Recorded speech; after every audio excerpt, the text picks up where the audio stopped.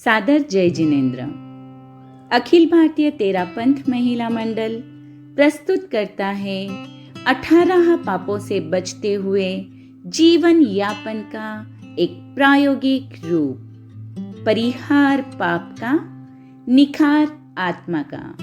परिहार पाप का, निखार आत्मा का। प्रस्तुत है आपके समक्ष जानकारी दूसरे पाप की। दूसरा पाप दिशावाद पाप।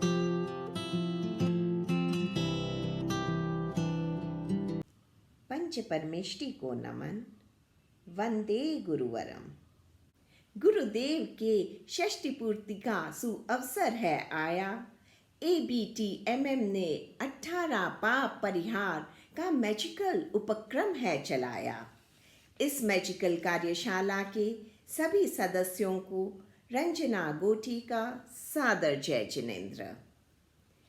आज का हमारा विषय है 18 पाप स्थानों में से दूसरा पाप, मृषावाद, अर्थात मिथ्या भाषण, असत्य, लाई। असत्य वचन रूप अशुभ प्रवृत्ति से बनने वाला पाप कर्म मृषावाद कहलाता है। मृषावाद हमारी आत्मा का स्वभाव नहीं है, अपितु वो तो विभाव है जो लौकिक और लोकोत्तर दोनों ही दृष्टियों से हमारे लिए बहुत घातक साबित होता है। आर्हत वाङ्मय में कहा गया है कि मनुष्य क्रोध, मान, माया, लोभ, राग, द्वेष, भय और हास्य के वशीभूत होकर असत्य वचन का प्रयोग तो कर लेता है, पर फिर उसे इनके घोर परिणाम भोगने पड़ते हैं।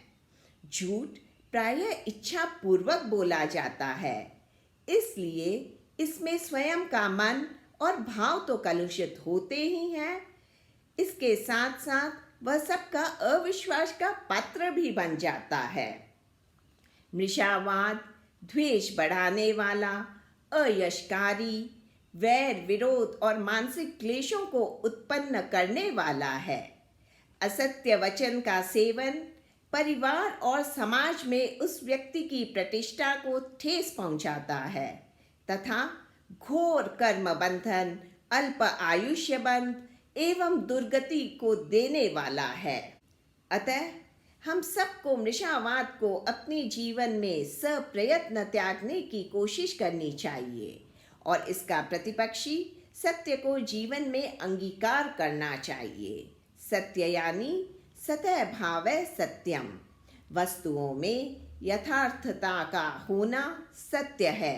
सज्जनों के लिए जो हितकर होता है वह सत्य है। सत्य सारे विश्व का मूल आधार है। सत्य वह संजीवनी शक्ति है जो सब सद्गुणों को जीवन प्रदान करती है। सत्य को भगवान कहा गया है। साच बराबर तप नहीं, झूठ बराबर पाप, जाके हृदय साच है, ताके हृदय आप।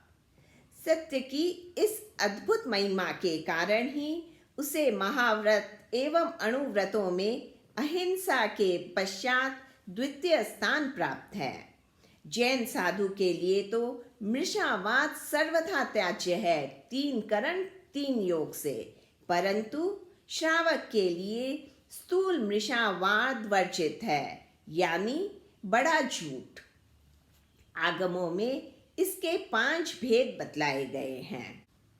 पहला, कन्यालीक, वैवाहिक संबंध में असत्य का प्रयोग, अर्थात वर कन्या के संदर्भ में असत्य का प्रयोग कर संबंध बनवाना या बनना हुआ संबंध को बिगाड़ देना।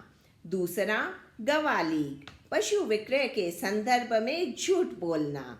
तीसरा, भूम्यलीक, जमीन, खेत, मकान, दुकान आदि के संबंध में झूठ बोलना। चौथा, स्थापना मृषा, किसी की धरोहर को दबाना या गिरवी रखी हुई वस्तुओं के संदर्भ में असत्य संभाषण। पांचवा, कूट साक्षी, जानबूझकर खोटी साक्षी देना तथा कोर्ट में झूठी गवाही देना। हम सबको इन स्थूल मृषावाद के प्रकारों का वर्जन कर सदैव अपनी आत्मा की रक्षा करनी चाहिए। यदि हम सत्य को अपनाना चाहते हैं तो सत्य अनुव्रत के 5 अतिचारों को जानना भी उन्हें समझना बहुत आवश्यक है। पहला, सहस्याभ्याख्यान। पुष्ट आधारों के बिना मात्र अनुमान से दोषारोपण करना, किसी पे झूठा कलंक लगाना, गलत धारणा बना देना। दूसरा, रहोभ्याख्यान। दूसरों की लज्जास्पद बात, कोई गुप्त बात, मर्म को किसी और के सामने प्रकट कर देना। तीसरा, स्वदार मंत्र भेद। पति अथवा पत्नी का मर्म प्रकाशित करना। चौथा, मृषोपदेश।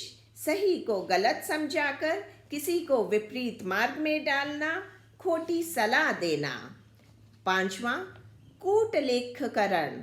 झूठा लेख लिखना, दस्तावेज, पत्र आदि में मोहर, हस्ताक्षर आदि के द्वारा झूठी लिखा पढ़ी करना अथवा खोटा सिक्का चलाना, ये सारे कूटलेखनकरण में आते हैं। श्रावक हमेशा इन सभी वचन की दुष्प्रवृत्तियों से निवृत्त रहने का प्रयत्न करता है। इनके अतिरिक्त यह भी ध्यान रखना चाहिए कि हमें ऐसे वचन नहीं बोलने चाहिए जिससे परिवार, जाति, समाज व देश में फूट पड़े अथवा क्लेश उत्पन्न हो।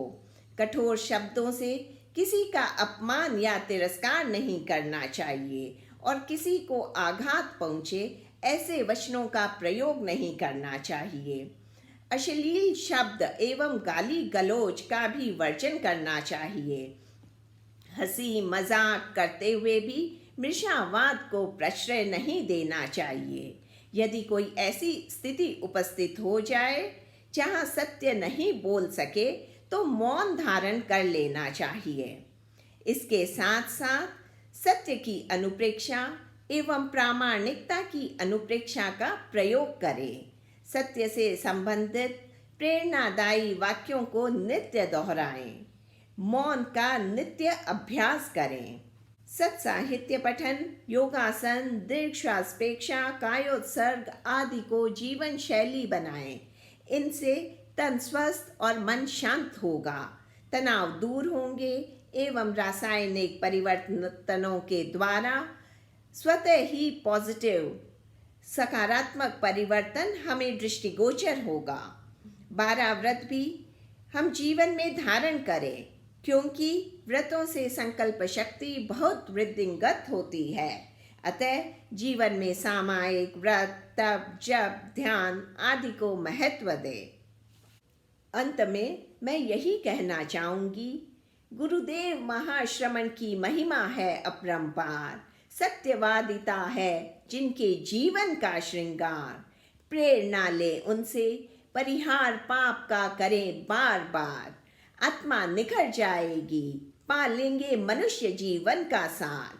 इसी मंगल भावना के साथ ओम अरहम। आप इस पाप को समझकर इससे विरत होने की प्रेरणा प्राप्त करें। धन्यवाद।